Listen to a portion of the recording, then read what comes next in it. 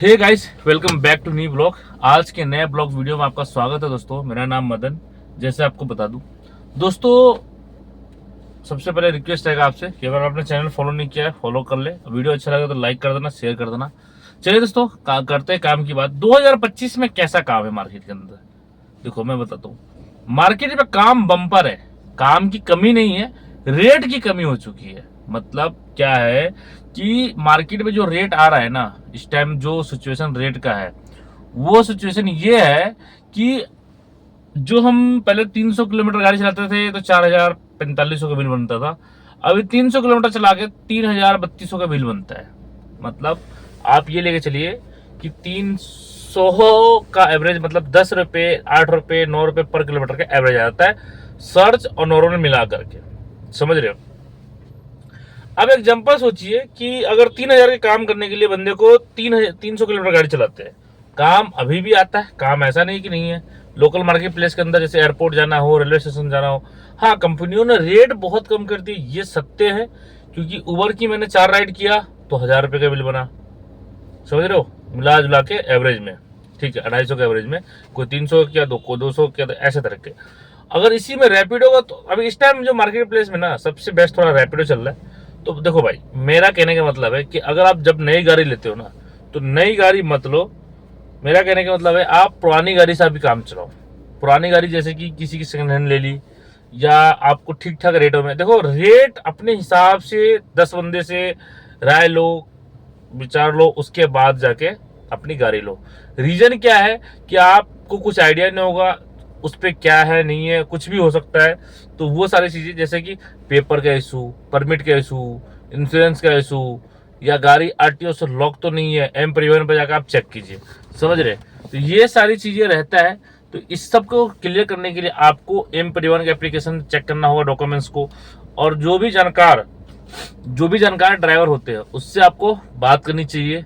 जो भी काफी पुराना ड्राइवर होते हैं, एक नहीं, दो नहीं, 4 10 ड्राइवर 15 ड्राइवर से बात करो कि भैया हम ये गाड़ी लेना चाहते हैं, क्या रेट का होना चाहिए, गाड़ी मॉडल ये है। तो वो आपको सजेशन दे देगा। अगर आप सपोज करो 20 ड्राइवर से बात किए, 20 में से आपको 10 ने बोल दिया कि ये रेट होना चाहिए, तो उससे क्या होगा ना कि एक आइडिया आपको मिलेगा। थोड़ा सा मार्केट में जाके आप ट्राई करते हैं तो उससे एक आइडिया मिलता है कि भाई हाँ, ऐसा ठीक है, ये रेट होना चाहिए। और रेट है तो जेन्युइन रेट है, गलत रेट नहीं है।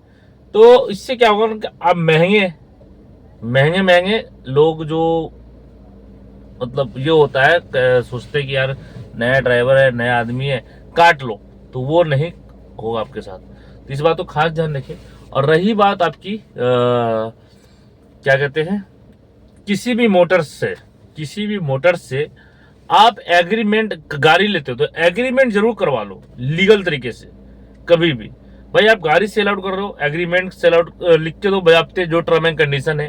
क्योंकि कंपनी क्या करती है, जो लोकल मोटर्स वाले हैं, जो कंपनी मतलब यूज व्हीकल बेचते हैं। यूज व्हीकल मतलब कि कंपनी से गाड़ी हमने लिया, हमने सक्षम नहीं, हमने बेच दिया। वो फिर क्या होगा, उसको सजाएगा, गाड़ी को डेंट पेंट निकलवाएगा, अच्छी तरह से मेंटेनेंस कराएगा, टायर नया डलवा देगा, अलाउ व्हील डलवा देगा, गाड़ी का कैरियर लगवा देगा, मतलब ये सारी चीजें पॉइंट होती है। जो इस सबको करने के बाद वो क्या करेंगे, आपको मार्केट में न्यू प्रोडक्ट बना के बेच देंगे।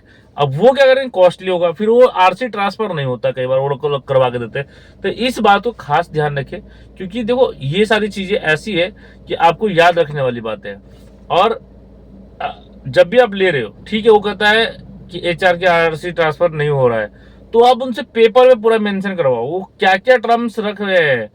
कि भाई हम पेमेंट एक 100 रुपये का या 50 रुपये का वो आता है, नॉन पब्लिक होता है, जैसे आप रेंट एग्रीमेंट बनवाते हो उस तरीके का पेपर आता है, उसको बनवा करके उसके ही थ्रू लीगल प्रोसीज करवाइए। कल को अगर आपको नहीं कराया, आप उस पर एफआईआर तो कर सकते हैं ना। सीधी सी बात है भाई, पैसा दे रहा, कोई मजाक तो कर नहीं रहा किसी से। अगर जिस बंदे को ज्ञान नहीं है, जिस बंदे के पास दिमाग नहीं इस चीज के लिए, तो आप इस तरीके से हरकत उसकी उस हरकत से अगर छुटकारा पाना है तो आप इस चीज को फॉलो कर सकते हो। हालांकि आज की डेट में तो चाहे वो 1 रुपए का सामान हो या 1 लाख का सामान हो, वो क्या होता है कि एग्रीमेंट ही बनता है। मेन सबसे बड़ी बात यह है। और नॉटरी पब्लिक होने के बाद तो भैया वकील भी उसकी सुनेगा नहीं, क्योंकि दोनों पक्ष का साइन उसमें वकील के घर में नोटरी पब्लिक में साइन किया होता है। तो इस बात को आपको फॉलो करना चाहिए। अगर ये जानकारी अच्छी लगी हो तो आप लोग शेयर जरूर कीजिएगा। और रही बात कि कभी भी ना नई गाड़ी अभी मत लो, मेरा कहने का मतलब कभी भी नई गाड़ी नहीं लेना चाहिए। अगर ओला उबर में आप बिगनर है, बिल्कुल ही बिगनर है, तो आपको नहीं लेना चाहिए। रीजन क्या है कि देखो, आप नई गाड़ी ले लेंगे, आपसे किस्त भरा नहीं जाएगा, अभी काम धंधा वैसे ही माहौल में ठंडा चल रहा है, तो थोड़ा सा डिमोटिवेट होने वाली यहाँ पे मोमेंट आ जाता है। जैसे कई भाई से मैंने मिला, अभी कई दिनों से मैं देख रहा हूँ, उनका कोई पेपर टूटा पड़ा, जैसे 1 साल की परमिट, 5 साल की परमिट टूट गया, इंश्योरेंस नहीं भर पा रहा है। क्योंकि देखो, गाड़ी लेना, 4 लाख रुपए आपने जमा कर दिया, ठीक है, या 2 लाख जमा कर दिया, जो उसमें गाड़ी ले लिया, अब गाड़ी तो पूरी आ गई, इसके साल के खर्चे भी तो है ना, मेंटेनेंस। तो ये सारी चीजें बड़ा आसान काम नहीं है भाई। तो इस बात को भी खास ध्यान रखना है। और दूसरी चीज की, जब आप कमाते हो ना, तो इसको 200 रुपये पर डे या 150 रुपये पर डे के हिसाब से इस गाड़ी का एक गुल्लक बना दो उसमें मेंटेन करने के लिए। तो क्या होगा कि गाड़ी के टायर या फिर आपका दूसरी चीजें, वो सारी चीजें आपकी आ जाएगी। तो इस तरीके से आप मेंटेन कर सकते हो। और उसके बाद जब आप ये सारी चीज करने लगोगे तो आपको खुद ही आइडिया लग जाएगा। अगर मेरी जानकारी अच्छी लगी हो तो मुझे फॉलो कर सकते हो, बाकी लाइक शेयर जरूर कर देना। चलिए, ऐसी इन्फॉर्मेशन आपको अगली वीडियो में भी लेकर आऊंगा। मिलते हैं नेक्स्ट टॉपिक, नेक्स्ट ब्लॉग के साथ। तब तक जय हिंद, जय भारत।